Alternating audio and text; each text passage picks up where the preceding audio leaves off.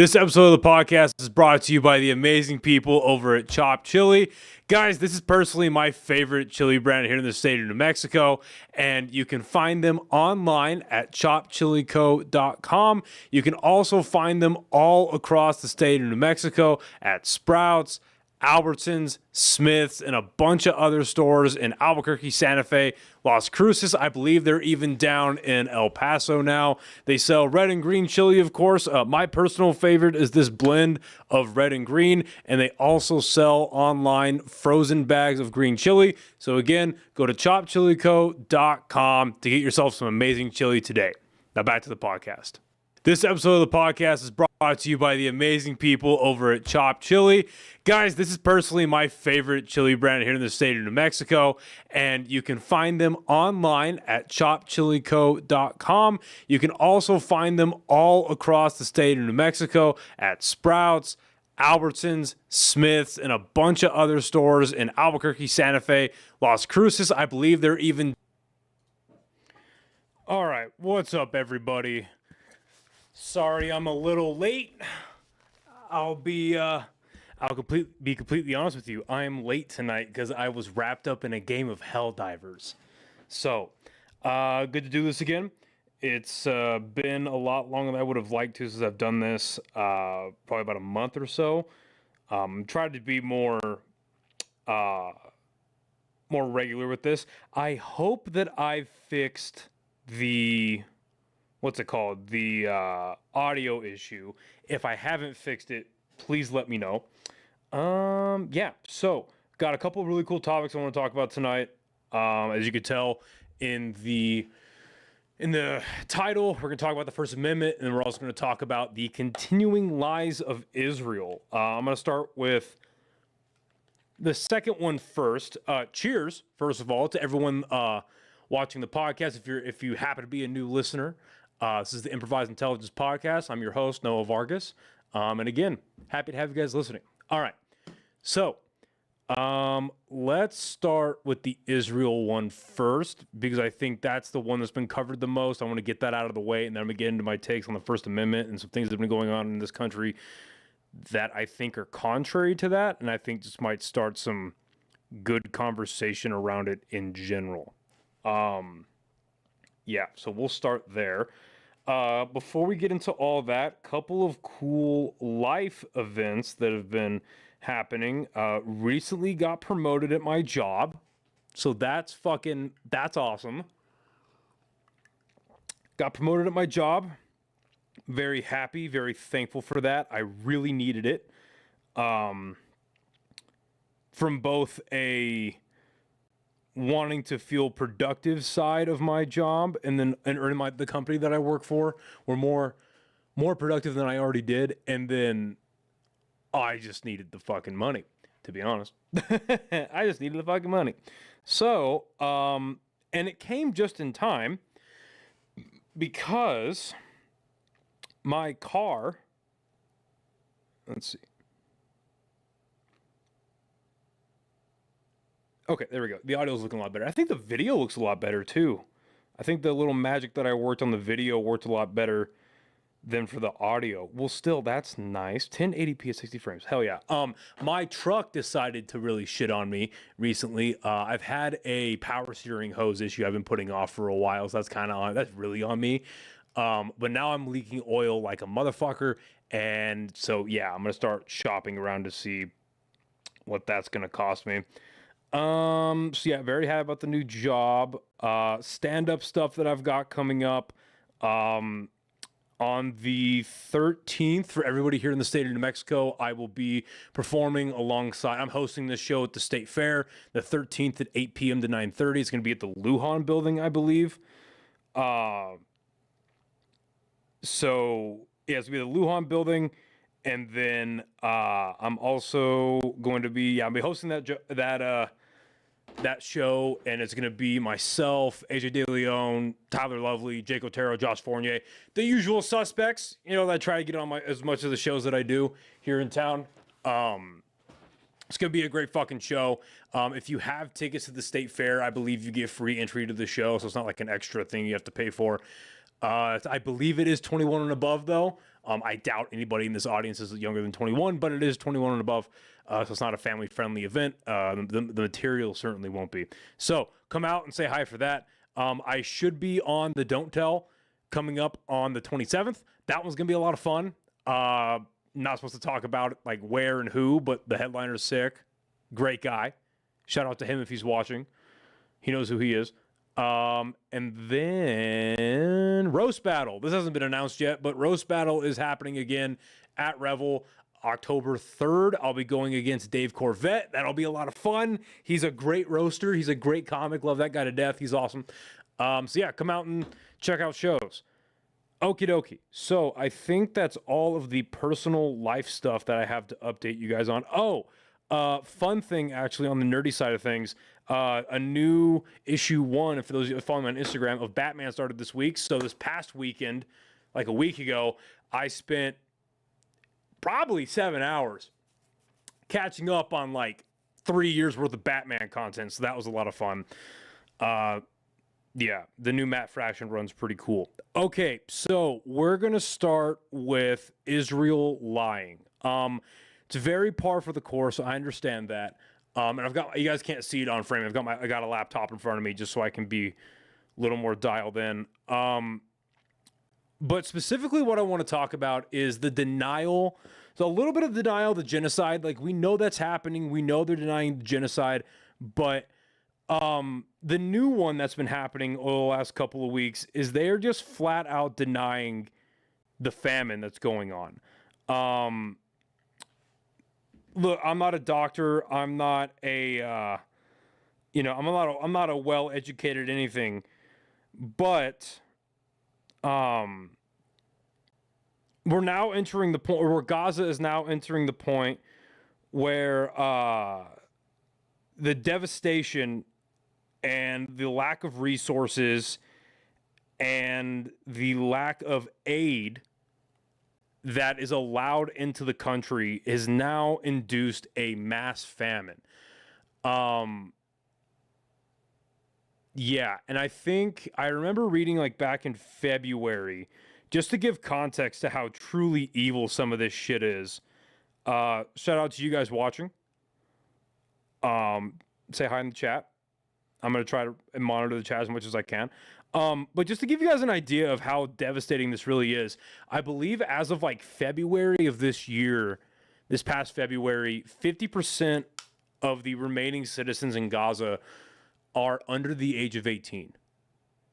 That sounds right. Yeah, like under the age of 18. And so 2 weeks ago, and this is going to play into it, right?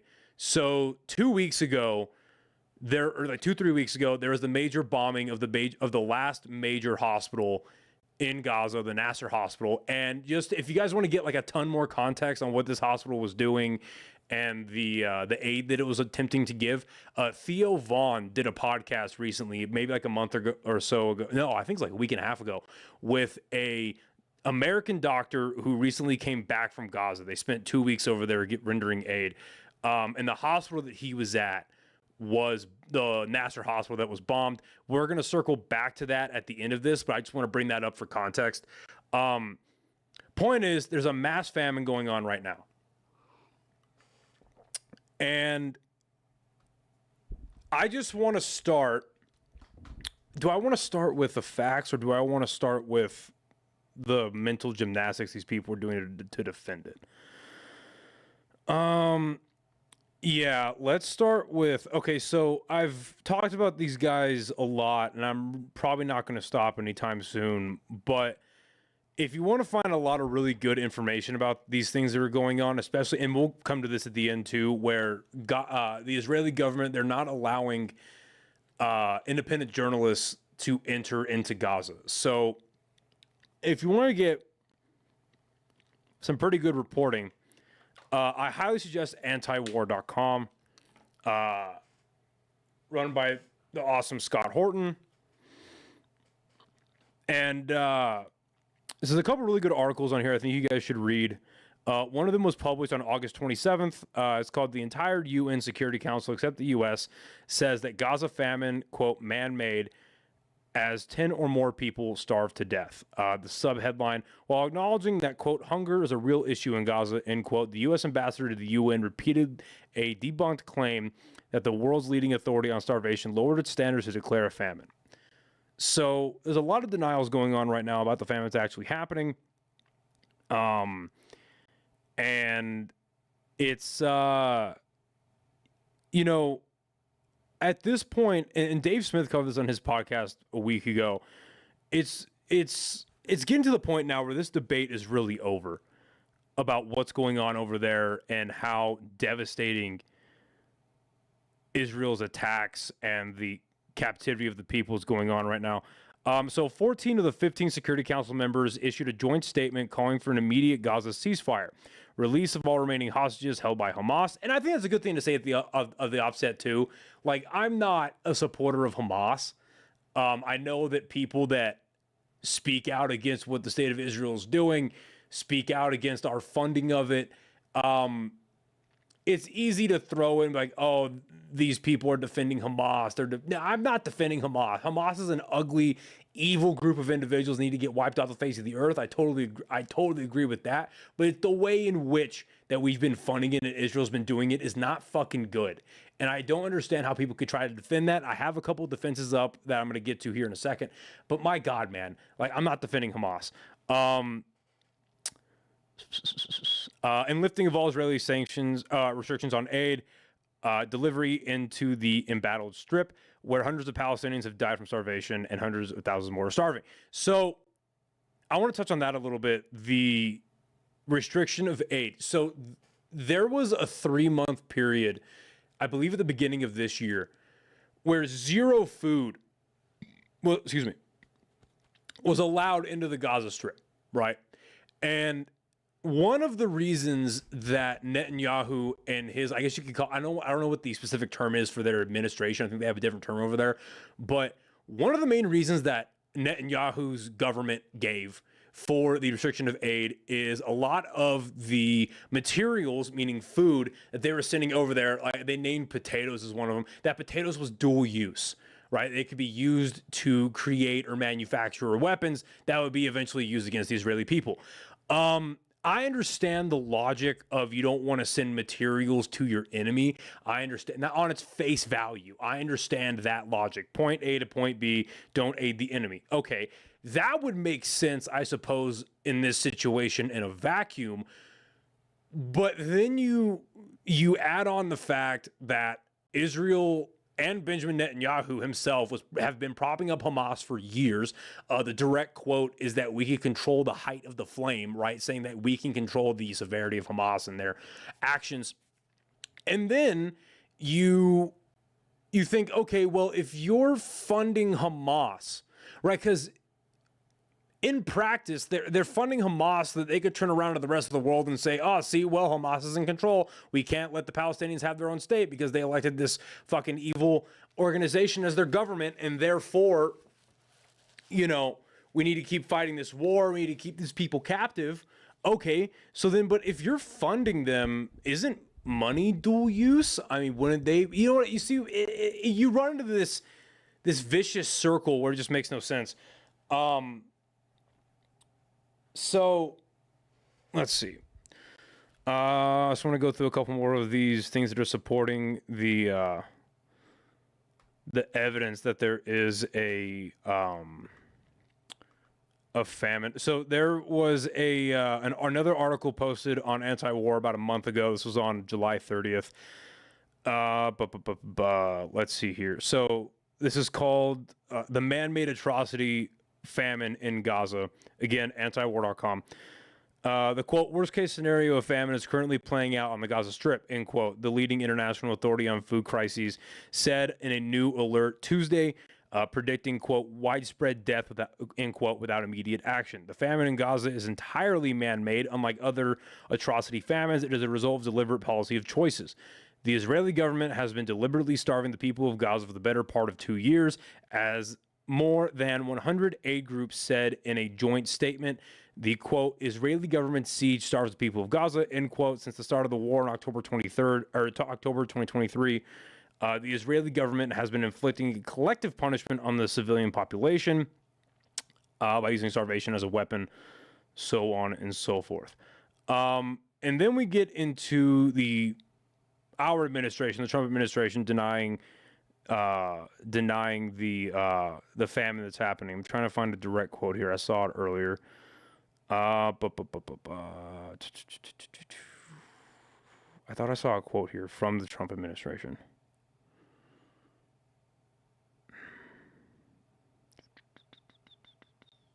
I guess it's not on this article. Okay. One thing that I do want to try and play. So this is a video that I'm going to play, and normally I pull it up on the TV, but I couldn't get my TV to fucking work tonight. This is a direct quote from Benjamin Netanyahu addressing the famine in Gaza right now. There is no starvation in Gaza, no policy of starvation in Gaza, and I assure you that we have a commitment to achieve our war goals.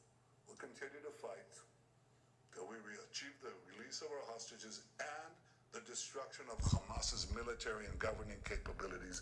They shall be there no more. We shall not have any more of these massacres. We shall not have any more of these monstrosities. We stand for human freedom and human life, and that is not commensurate with Hamas or with Iran, other Iranian proxies. We fought this battle together. We shall win it together. There is no starvation in Gaza. So, yeah, I mean, I don't know what much other to say than that. What I do want to bring up is, so the Free Press, which is ran, I think, obviously there's partners with it, but largely ran by Barry Weiss. There's a few articles on here that are interesting that are defending the idea that there is no famine in Gaza right now. But the most interesting one that I want to bring up, this was published on August 17th, so a little under a month ago. And the title of the article, if you want to look it up, it's on the Free Press, thefp.com. The title of the article is, They Became Symbols for Gazan Starvation, but all 12 suffer from other health problems. Okay. The subheader, a Free Press investigation found that the viral photos lacked important context. The subjects have cystic fibrosis, rickets, or other serious ailments. And then, there's a, okay, yeah. So they're saying there's a misleading photo of an 18-month-old boy in Gaza on the front page of the New York Times. And it says that this child, an 18-month-old boy, was not simply suffering from malnutrition. He had pre-existing health issues, quote, affecting his brain and muscle development, end quote, according to an updated version of the story that's detailed and find its way into print. Okay.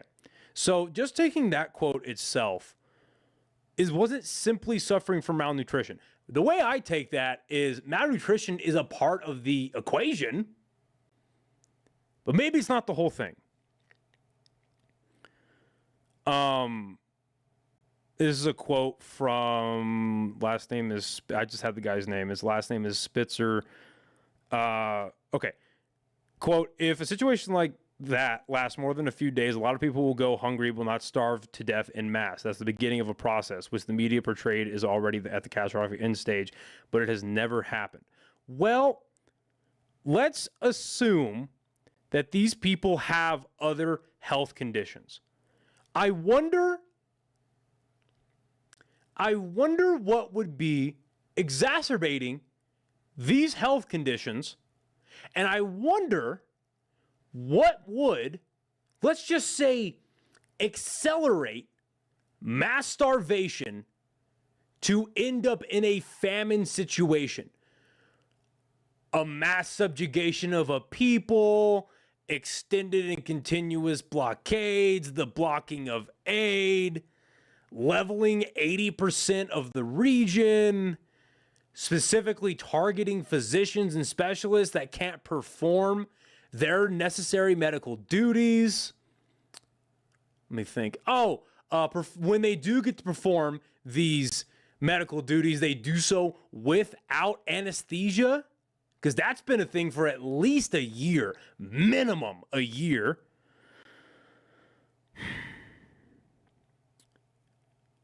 So, okay, here's another quote. I suspect that Maryam, who's another individual, obviously, has other problems beside malnutrition.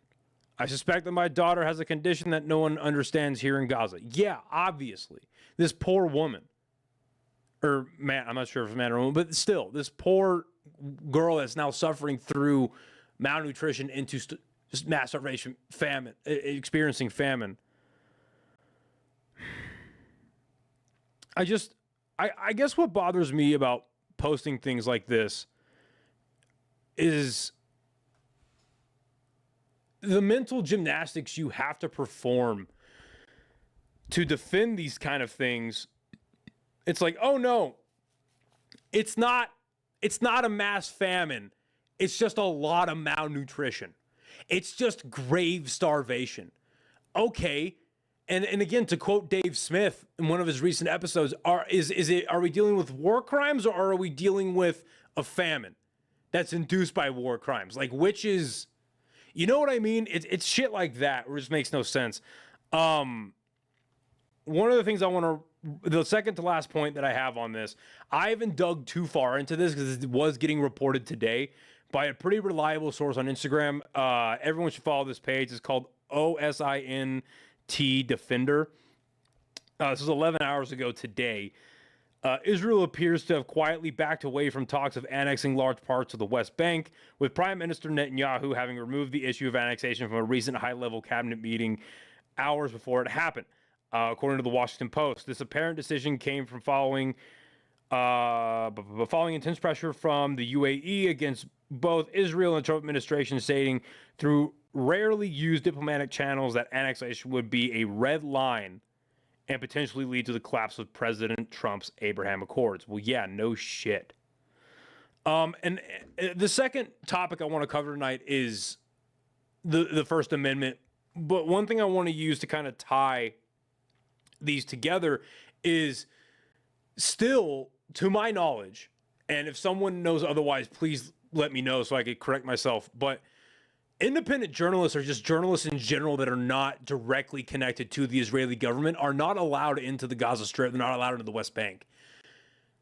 And that's why a lot of these things, like, we know them just from some direct reporting on the ground, but we would have a better picture of the true catastrophe of the scenario if it wasn't for the fact that they don't allow journalism. So the fact that what we consider in America as the First Amendment is getting barred and getting sidelined from a mass genocide, call it what it is, a genocide,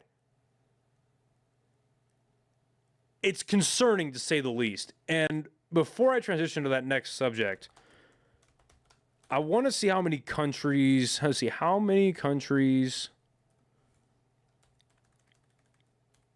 consider the Gaza war a genocide.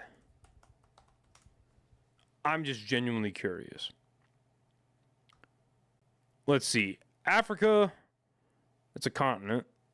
Number of nations. Okay, so a number of nations have publicly accused Israel of committing genocide in Gaza, or formally supported a case alleging genocide at the International Court of Justice, which there are multiple warrants out for Benjamin Netanyahu's arrest, which is leading a lot of individuals, including myself, it just makes sense, to believe that a big reason why they are not holding elections right now in Israel is that he knows that right now, if there was an election, not only would he be ousted from government, he would probably get subjected to these warrants. There were mass protests this past week in, I believe, Tel Aviv of upwards 500,000 people, 500,000 Israeli people protesting this current war. It's hard to call it a war, a genocide of the Palestinian individuals.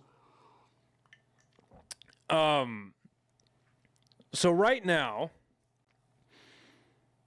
the countries that fall into that, just a couple, A lot of African countries: Algeria, Chad, Comoros, Djibouti, Egypt, Iran, Libya, Malaysia. Some Latin American countries: Bolivia, Brazil, Chile, Colombia, Cuba, Mexico, Nicaragua, Venezuela. Some out of the Middle East. I'm not going to read off all of them, just a few of them, just to give some context.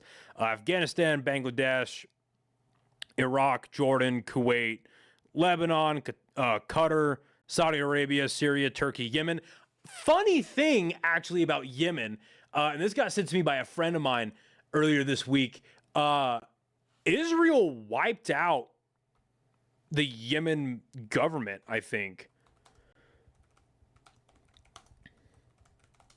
Let me see if I can find it really quick. They killed the leader of the Houthis, which was in effect like the prime minister or like the president of Yemen or some shit. Let me find it. Yeah. So it was the prime minister. They bombed him and his like entire cabinet.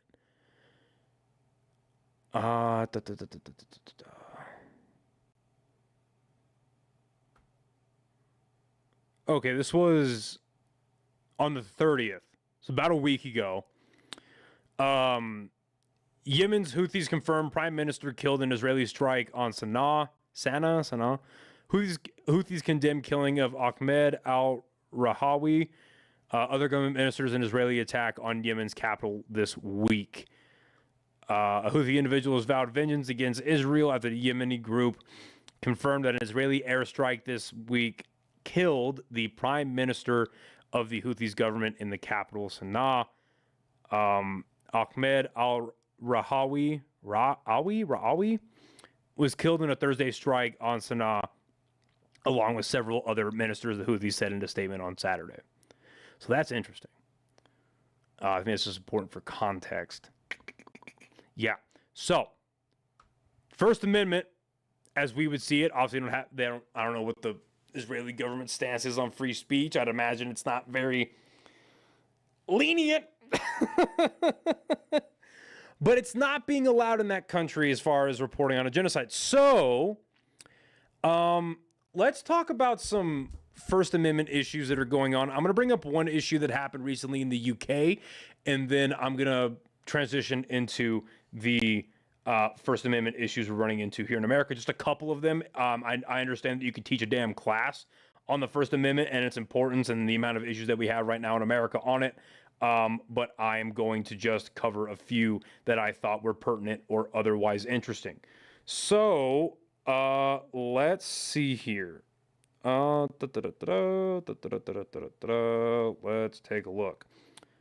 So, there was a comedian. His name is Graham Linehan. He just got arrested in the UK for a tweet. I'm not making this up. It's a real thing. He got arrested for a, quote, anti-trans joke that he decided to tweet or like post on X. I don't know what they're calling it these days. And here was the tweet. And this is posted by him on April 20th of this year. And he just got arrested this past week, but it was like 2 or 3 days ago. So, okay, here's the tweet. If a trans-identified male is in a female-only space, he is committing a violent, abusive act. Make a scene, call the cops, and if all else fails, punch him in the balls. You know, give you a little chuckle at 8:02 in the morning. A lot of people are calling this a call for violence. A lot of calling it, well, the reason he got arrested was suspicion of inciting violence. I think anybody with a working frontal cortex would tell you that's not inciting violence.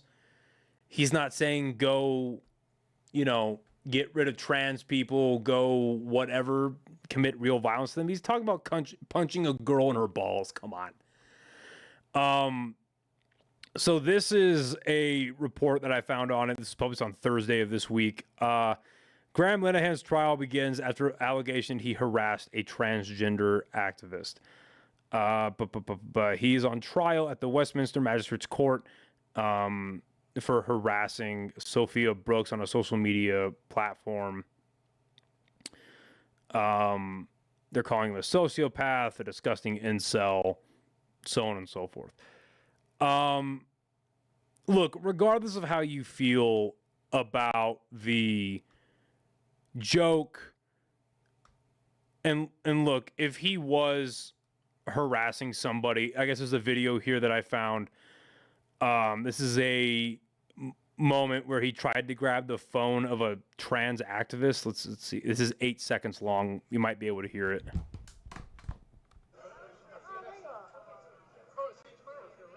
Why do you think it's acceptable to call teenagers domestic terrorists?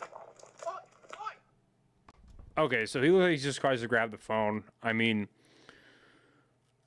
should you be putting hands on other people and trying to grab their personal property? Probably not. But should you be shoving your phone in somebody's face, asking stupid questions? Probably not. So I don't know. Call that square.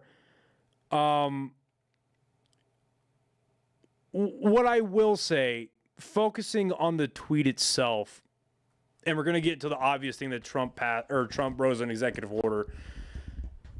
Regardless of how you feel about the trans subject, jokes as a whole, I mean, I'm a comic. I'm an aspiring amateur comedian. So obviously I'm heavily biased towards free speech, as I believe a lot of people should be.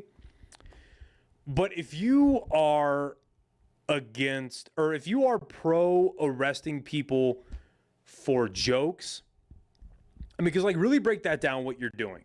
Regardless if you think that joke is funny or not, whether or not you think it's worth posting, if it's insensitive to people, if it is any of those things, right? The idea that you could strip somebody of their personal freedoms because you don't like what they said on a public platform. Let's call it what it is, right? Facebook, Instagram, X, Twitter, whatever. These have all now become like the public square. I think we can all agree on that. So if you are pro stripping away someone's freedom because you don't like what they said on a public platform, I mean, you know what? I get fucked. Personally, the freedom of speech, obviously this does not happen in America, but the freedom of speech is the most crucial freedom, the most crucial right, God-given liberty that a free society can have. If you don't have freedom of speech, you really have nothing, because everything, in my opinion, and that's why I believe, the founding fathers made it the number one on the Bill of Rights, made it the First Amendment, is that everything flows from there, right? All of the other rights that we have flow from freedom of speech. And you can either see it that way, or you can see the freedom of speech as a base of a beautifully built home. No matter how beautiful it is, no matter how many stories and rooms and amenities that house has, if it has a fragile or otherwise weak base and then you take it away, the house crumbles, right? It'd be one thing. Again, I find it hard because I'm a free speech radicalist. I got to be honest.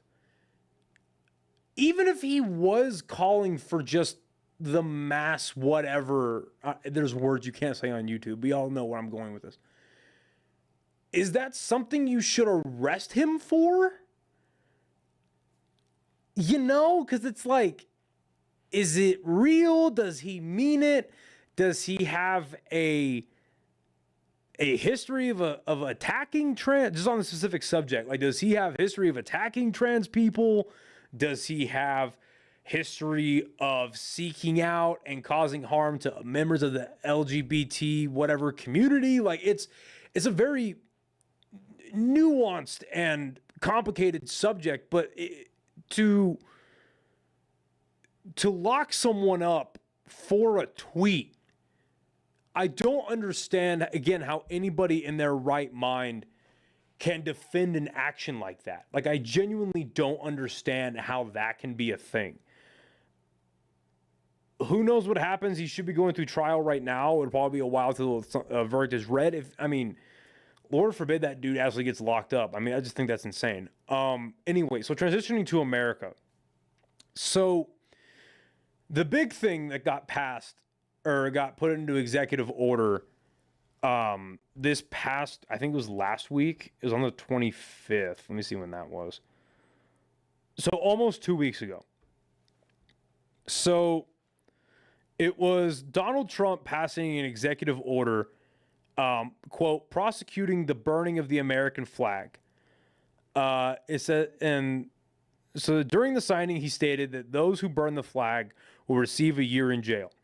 The order directs the Attorney General to prosecute, and I'm reading a summary. I'll actually read the executive order here in a second, but this is just a summary.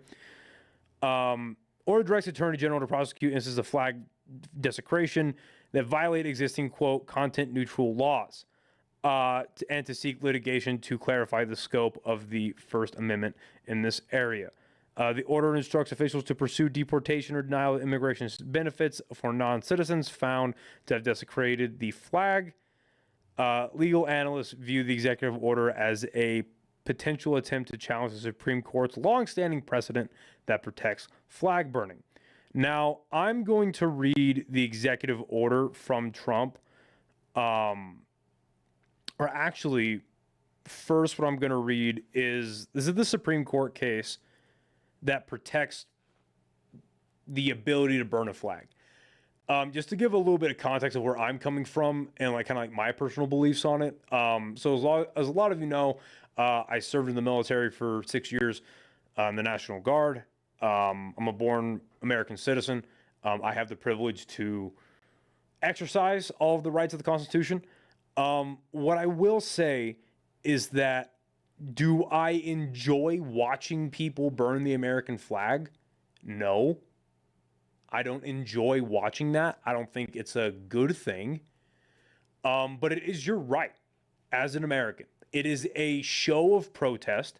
It is a direct defiance of whatever that person is attributing to me. Now, do a lot of dumbasses burn the American flag in protest of things that they don't really understand, or movements that have been hijacked by social currency, social identity, that have been exacerbated by, agent provocateurs of our own government? Sure, those definitely exist. But if there is if there is a genuine grievance with the American government, I wholeheartedly support burning the flag. Again, do I like it? No, but I support people's right to do it, right? These are one of the instances that separates us from other countries where you are not allowed to directly protest and work against the government, or not work against the government, speak out against the government, right? Voice your grievances. The First Amendment is why I'm able to do the podcast, right? While a lot of your favorite podcasts exist right now, is because of the First Amendment and how broad it is. Freedom of speech, dude. Don't fuck with it. And the idea that the president could do anything to infringe upon that right, you know what I mean? It's not good. So the Supreme Court case that protects the specific act of burning the American flag and constituting it as an expression of free speech is Texas v. Johnson, 491 U.S. 397 of 1998. And so let's see here. I thought I had it pulled up. I apologize. It was just a little thing about it. Okay, so let me pull up the actual case summary for this Supreme Court case, if it decides to actually load.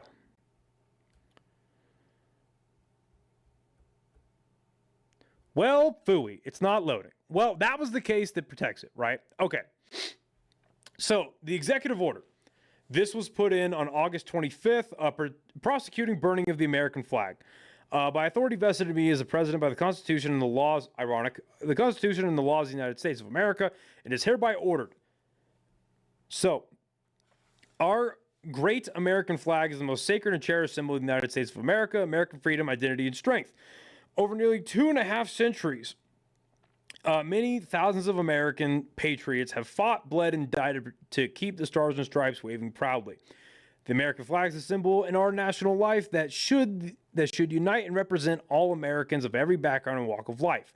Desecrating it is uniquely offensive and provocative. It is a statement of contempt, hostility, and violence against our nation. The clearest possible expression of oppression to the political union that preserves our rights, liberty, and security. Burning this representation of America may incite violence and riot. Jesus Christ. American flag burning is also used by groups of foreign nationals as a calculated act to intimidate and threaten violence against Americans because of their nationality and place of birth. Notwithstanding the Supreme Court's rulings on the First Amendment protections, the court has never held the American flag desecration conducted in a manner that is likely to incite imminent lawlessness action, or that is an action amounting to, quote, fighting words, is constitutionally protected. See Texas v. Johnson. Okay. My administration will act to restore respect and sanctity to the American flag and prosecute those who incite violence or otherwise violate our laws while desecrating the symbol of our country to the fullest extent permissible under any available authority. Okay, so let's pull out a couple of things. Okay? Desecrating it is uniquely offensive and provocative. If you really want to be, not surgical, but if you want to ask a lot of questions about this. Okay, uniquely offensive and provocative to who? Because especially the word provocative. Let's take them both. So offensive. Whatever happened to like facts not feelings, and feelings don't matter? Like that was the waving point, like the waving the flag, no pun intended, point of the right. Was that your feelings don't matter, only facts do, and you shouldn't be offended by anything, right? We're the party of anti-censorship because let's be completely honest, going into this election, a big issue was the left and censorship and free speech. Now, obviously, we're seeing that the current administration is not exactly doing things in the direction of protecting those things. Aside from the flag burning that we're talking about right now, everything that's going on with Palantir and the big tech guys that they're perpetuating. But anyway, who gives a shit what's offensive? Offensive is the definition of subjective. Things that are offensive to me are not offensive to another person, and vice versa, right? So that's the first thing. Second thing, provocative. How do you define provocative? And then what does it, if it is provocative to somebody, what is it leading them to do, right? What might offend one person and lead them to violence, another person might just like shrug their shoulders at, right? So that's one thing. Okay, burning this representation of America may incite violence and riot. Okay, then deal with the violenceness and the rioting when it comes. I understand the face value logic of like, okay, there are precursors, there are breadcrumb trails that may lead to violent actions, that may lead to a riot. Sure, fair enough. Keep your eye on that. Like if you have a group of individuals that are habitual flag burners, then sure, keep your eye on that. But don't, you know, like this is the same argument that I have towards the legalization of, personally, I think there's a strong argument that drugs should be legal in mass. Certainly marijuana, mushrooms, LSD, MDMA. Put the recreational use aside. The fact that all of these have have been shown in one way or another to maybe assist with severe depression, like clinical anxiety, PTSD, and veterans specifically, all of these different things, these real mental issues. The argument against legalizing a lot of drugs, not just those that I mentioned, but others like, oh, they lead to violent actions. Okay, then deal with the violent actions. The idea that the government should have any laws that restrict what you do with your own consciousness and restrict what you do with your own mind, I think is very antithetical to a free and libertarian society. I genuinely believe that. Like, the idea that the government can tell you what to do with your own consciousness, what they can do with your own mind, what they can do with your own body is batshit insane to me. Absolutely insane. So, like, for instance, if drunk driving is so bad, and if it's, and I'm not saying that drunk driving, okay, I think drunk driving is bad. Do not drink and drive, okay?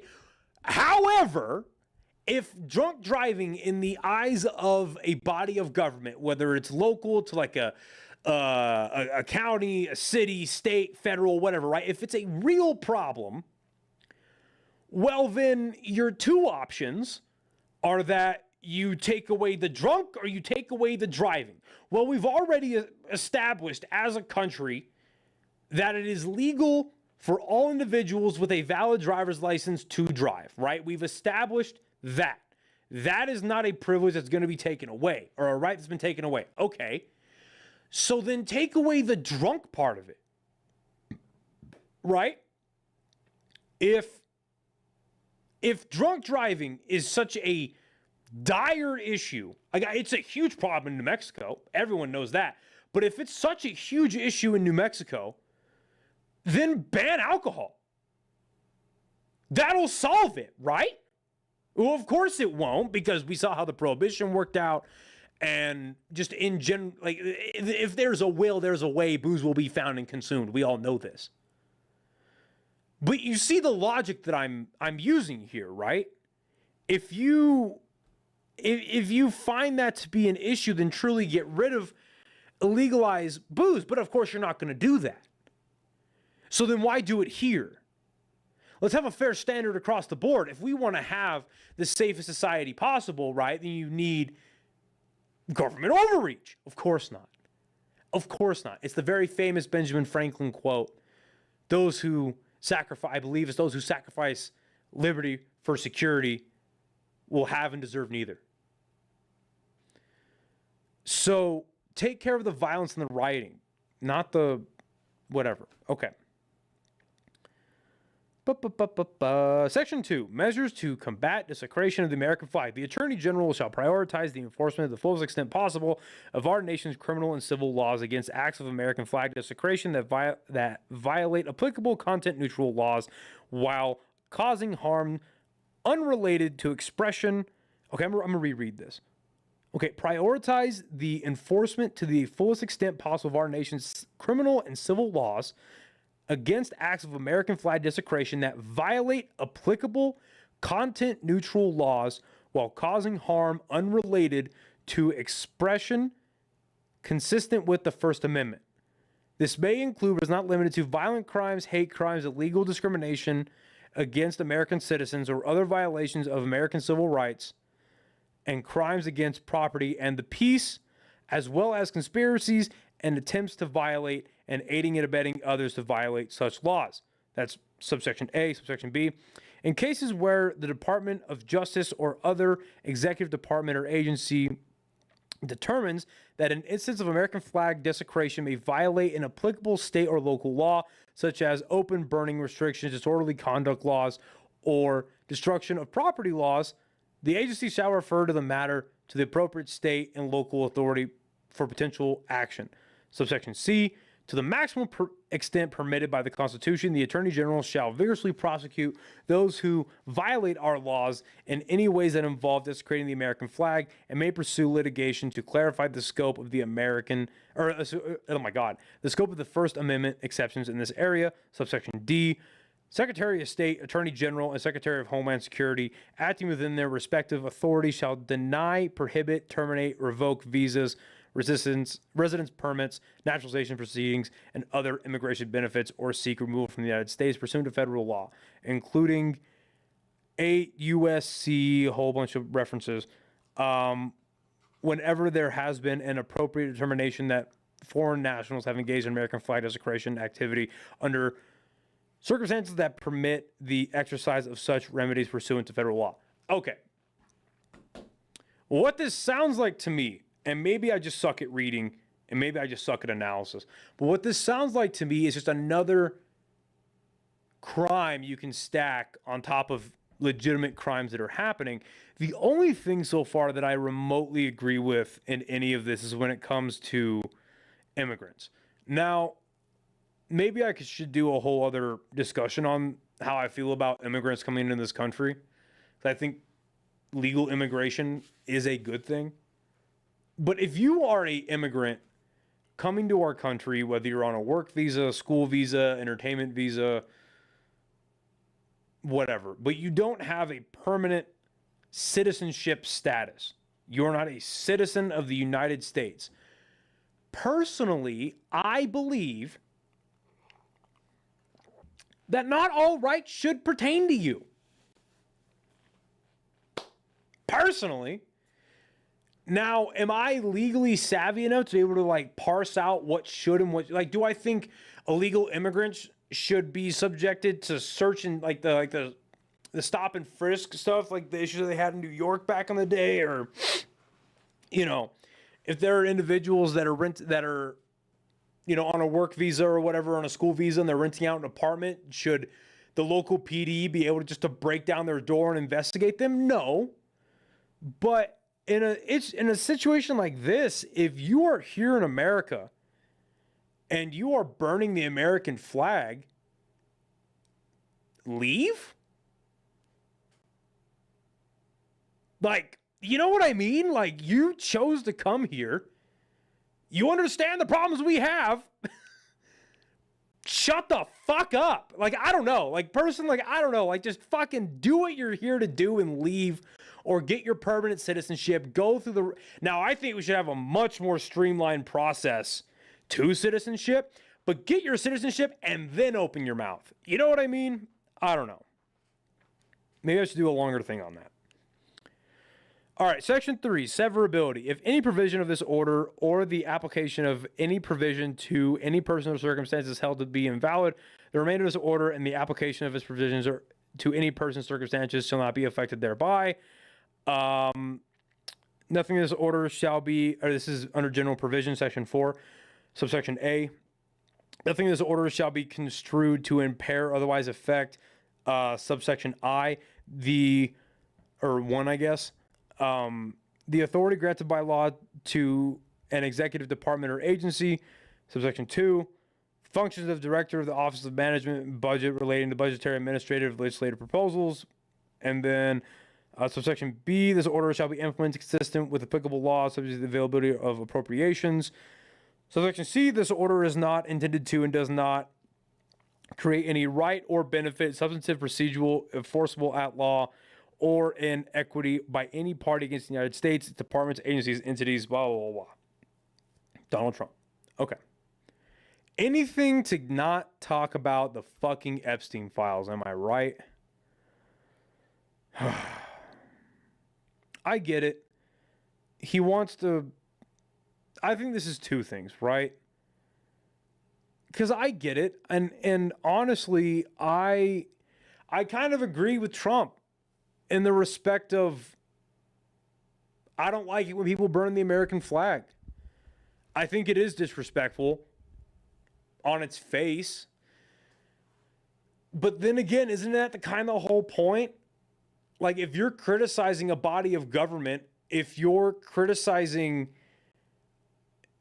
individuals in power and they're doing things or they're funding things or they're perpetuating things that you don't agree with, and your form of protest is to burn the American flag, well, you're not exactly doing it to say, hey, good job.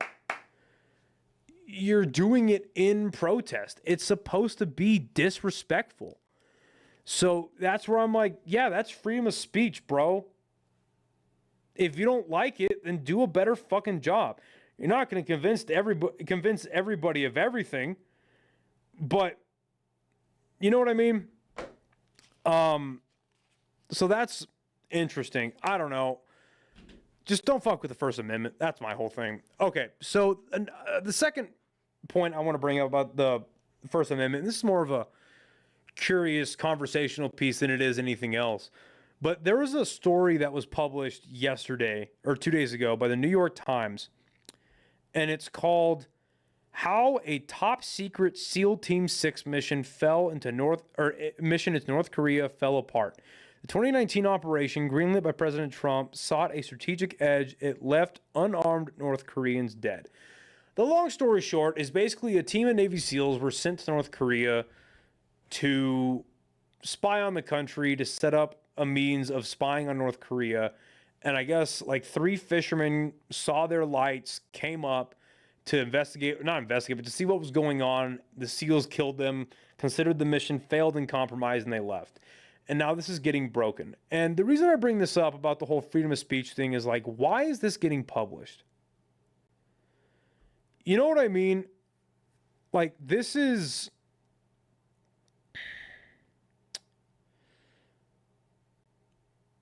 How do I put this? Like,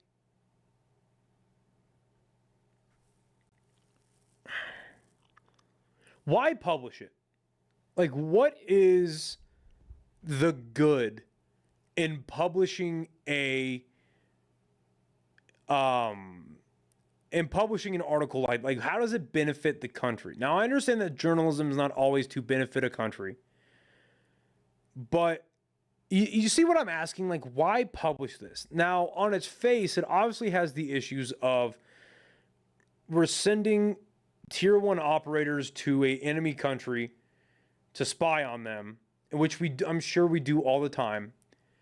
But the issue here is that unarmed civilians of that country were killed, which I'm sure happens more often than we know. Obviously, unfortunately, I'm not saying it's a good thing. And first of all, it's not, so it's saying here that the Trump administration may have broken the law by failing to notify Congress about the mission. And, you know, I just don't know that this was something that needed to be published. But this is also an example of freedom of speech. You should be allowed to do this. I don't like it, but you should be allowed to do it. I'm all for, because maybe this falls under whistleblowing, you know? And I'm all for that. And obviously one of the biggest examples, and personally one of the greatest examples is Edward Snowden. And unfortunately, we saw what happened with him. He's still hiding in Russia right now. For those of you that don't know, basically what happened is that Edward Snowden during the Obama administration, after the Obama administration at the time, this is like 2012, 2013, around there. They are saying over and over and over, we're not spying on the American people. We're not eavesdropping on your emails, your phone calls, text messages, whatever. Turns out that was a load of shit. And Edward Snowden leaked a bunch of information saying to the contrary, and he fled to Russia in the fallout. Now, here is a clip of President Trump denying knowledge of the failed SEAL Team 6 incident. I believe that's what this is. I will say that Kim Jong-un and I had a very good relationship, as you remember, and still do. And when I came in, I didn't know him. We had 2 summits, but we became very friendly. Respect. There was great respect. And it was not going to be that way had Hillary Clinton won the election, it would have been a disaster. But we think we can do something in that regard with respect to North and South, and I think you are much more prone to doing that than other leaders that I've been working with from South Korea. And we'll have talks. He'd like to meet with me. He didn't want to meet with Biden because he had no respect for Biden. But we look forward to meeting with him, and we'll make relations better. You'll help that. Just kidding. I pulled up the wrong fucking thing. Maybe that was afterwards. But I don't know. Just something interesting to think about, I suppose. The last thing about freedom of speech that I want to bring up. So, the Epstein files. Obviously, there's no movement on that. There's some rumblings that the House is going to try to release some of the files. There's a lot of bullshit coming out today, like the Speaker of the House decided to say that Trump may or may not have been, I'll try to find the direct quote, but he was talking about how Trump was a fucking FBI informant against Epstein. Let me see if I could find it. Yeah, Mike Johnson makes claim as U.S. president faces new scrutiny for his connection to the convicted offender. Let me see if I can find it. Like an article about it. Mike Johnson, Trump, Epstein, FBI informant. Okay, so.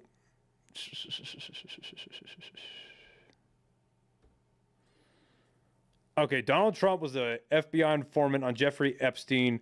Republican Mike Johnson claims the leader of the House of Representatives says Trump was horrified by the controversy. Mike Johnson told CNN that Trump thought what Epstein did was an unspeakable, terrible, unspeakable evil. The U.S. president has been misrepresented throughout the controversy over the files during his second term. I want like an actual fucking.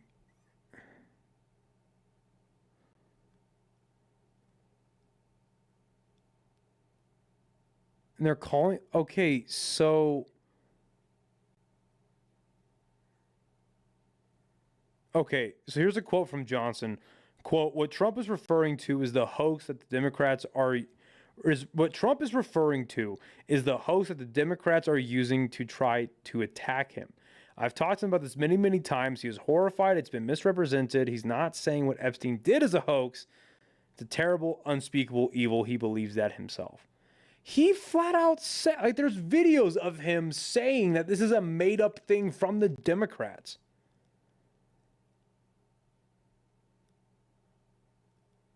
Okay, here's the quote. Okay. When he first heard the rumor, he kicked him out of Mar-a-Lago. He was an FBI informant to try to take his stuff down.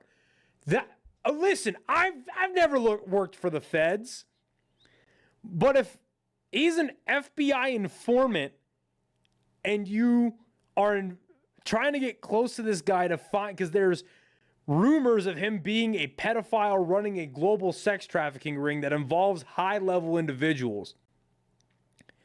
If you hear about that, why do you distance yourself from the guy? I guess that just doesn't make any fucking sense. That doesn't make any sense. These guys just don't know how to lie about this stuff. What is going on? Not saying they should lie, but what the shit? Excuse me. Okay, so the last thing I want to talk about with the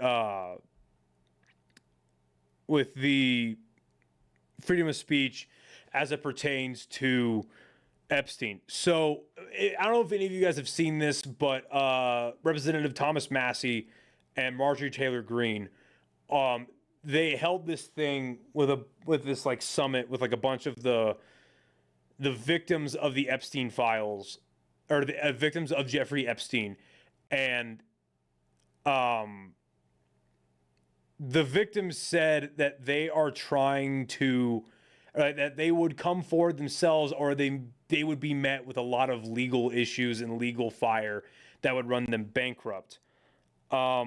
So Thomas Massey and Marjorie Taylor Greene said that they would take it to the House and then use the right of speech or debate to just start naming people in the House of Representatives.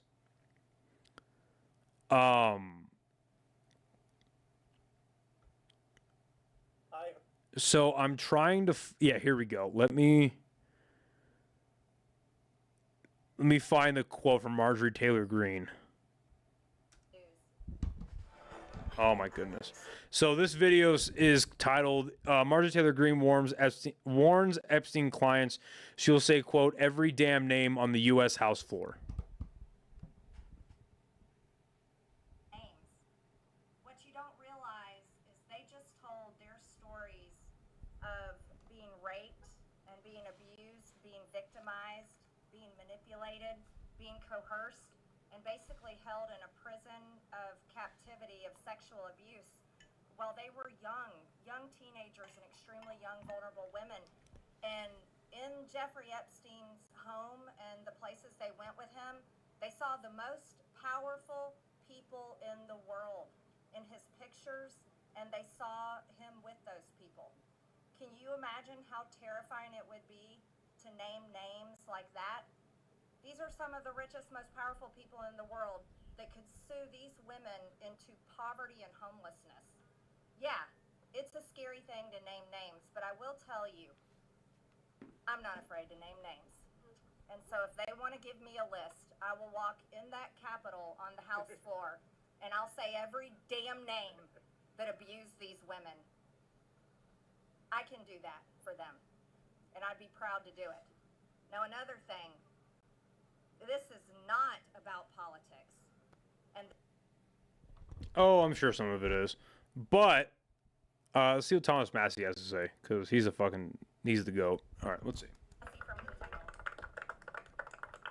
All right, there's Representative Thomas Massey. Well, there's three branches of government, and we're supposed to keep each other accountable. And that's what we're doing here today in the People's House. We're standing in front of the People's House with real people, not a hoax. And they've told their story. We wanted to give them a platform to speak, and they've had it. They stepped up, and they were brave. But I also today hope that they would persuade my colleagues to join this effort first. Their resolution doesn't really do anything. These live feeds that are going through these cameras right now. Congressmen, listen to you. Light up their phones. Burn down the phone lines here in Washington, D.C. Ask them the questions that these survivors wanted you to ask them. Why won't you be for transparency? Don't accept their answer that the bill has a flaw or that the survivors don't want it. We know that's not true. They wouldn't be fighting it so hard in this town. Yeah, the posturing from our government on why these files won't get released is insane. Like, especially, and I mean, we've all seen it, and I'm sure that I've covered it on the podcast, but like, because you'll hear this from like Pam Bondi and Kash Patel, who have proven themselves to be quite fucking useless, if we're being honest. Quite fucking useless. But they say things like, oh, we don't want to re-victimize these people, or oh, we don't want child pornography to... Nobody is asking for you to, like, in detail describe what happened to these people. Nobody is asking to see videos or hear audio files or look at pictures of people that were underage getting assaulted. Nobody is asking for that. No one. What we're saying is that there is, I'm going to proper English here, there is, or at least at some point there was, a giant sex trafficking apparatus that involved some of the highest level individuals in government, academia, entertainment, intelligence agencies that were in America, and more likely than not, Israel. So, personally, I thought, because I'm not a Republican, I have some conservative values, but I'm not a Republican. But I thought the conservative, Republican, evangelical Christian right, I thought their whole thing was protect the children. That's all fine and dandy when we're just talking about Epstein and saying, oh, those files should really be released, to quote J.D. Vance. It's all fun and games when we're talking about that, or talking about a bunch of fucking drag queens at a brunch, or a bunch of drag queens in school saying good night moon to 5-year-olds. Oh, we protect the kids. We can't have fucking Mr. John dressed up like Juanita over here with her fake tits and cock talking to little Jimmy. Can't have that. No, can't have that. But when we have a fucking sex trafficking apparatus where people were actually abused, nothing. It's a hoax. Epstein killed himself. You know, Kash Patel wrote a whole fucking book on this. I haven't read it. I'm not going to. What a failed administration this is. Failed. And I could do a whole other video on that too, because I'm running out of time. I only want to keep this to an hour. Let's see how far we're into this. I do want to only keep these live podcasts to about an hour. What are we at right now? We're a little over an hour. Okay, I'll wrap it up here in a second. But you get my point. What a failed administration this is. Bombed Iran. They're fucking up their own mass deportations. We're importing 600, we'll cover that in a different episode for sure, but we're importing 600,000 Chinese nationals to fill our grand learning institutions. Epstein's covered up. RFK isn't doing shit. Oh, and now we're invading Venezuela. What a failed fucking administration. So the reason why I bring this up with the First Amendment is because they are exercising their First Amendment right in the House floor to read these names potentially, and at least they're in front of the House letting all of these victims speak their piece. We're going to play this last video. It's 30 seconds long, and then we'll wrap it up.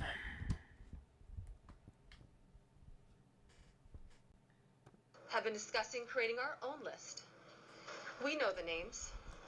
Many of us were abused by them. This is a victim. Now, together as survivors, we will confidentially compile the names we all know who were regularly in the Epstein world.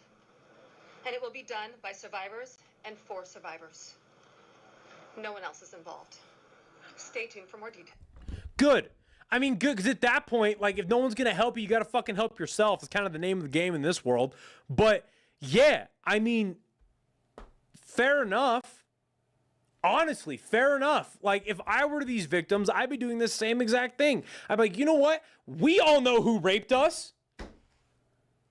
You know, provided they were conscious for any of it.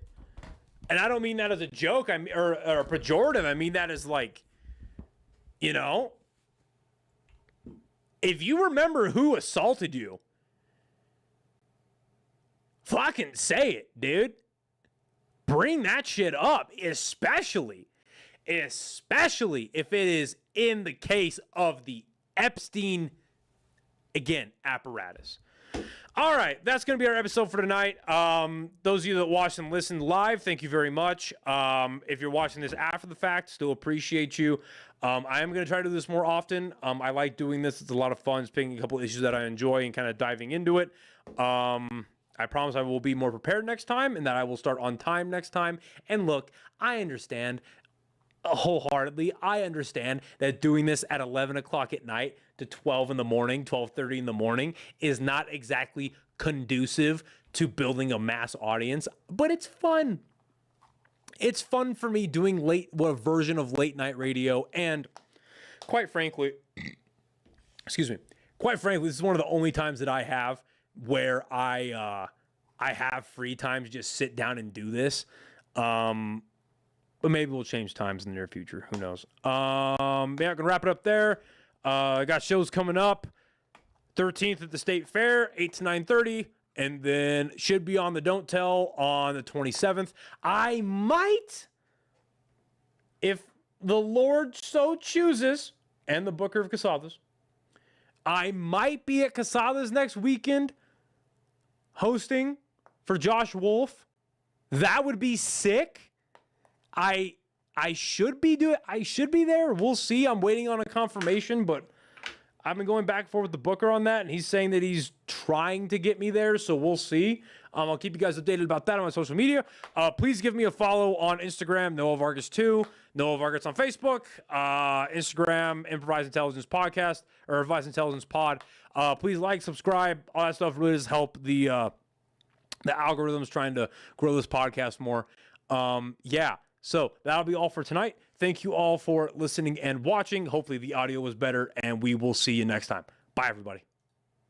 Thank you so much for listening to this episode of the podcast. If you like what you've seen here, please share it with as many people as possible. Follow us on YouTube, Spotify, Instagram, Facebook, Apple Podcasts. Like, share, comment, subscribe, all that stuff. It really does help out the podcast. And if you're feeling extra generous, feel free to subscribe to our Patreon, which I have coming soon.